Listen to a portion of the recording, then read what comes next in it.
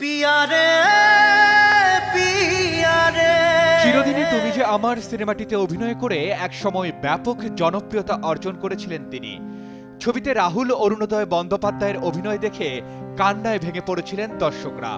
ভালোবাসা কেন এত অসহায়। এবার আবারও দর্শকদের শোকের সাগরে ভাসালেন রাহুল অরুণোদয়। মাত্র ৪৩ বছর বয়সে মৃত্যু হয়েছে তার। সম্প্রতি ভোলেই বাবা পার করেগা নামক ধারাবাহিকের শুটিং করতে ভারতের দীঘা সমুদ্র সৈকতে গিয়েছিলেন তিনি। শুটিং চলাকালীন তালসারিতে জলে নামলে পানিতে তলিয়ে যান। সঙ্গে থাকা টেকনিশিয়ান তাকে দ্রুত উদ্ধার করেন।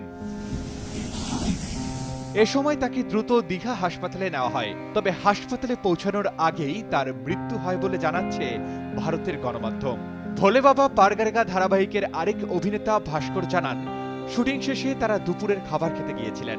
এ সময় রাহুল আরো কয়েকটি শট নিয়ে পরে আসবেন বলে জানান, কিন্তু হঠাৎ করে তিনি মারা গেছেন এমন খবর পান তারা।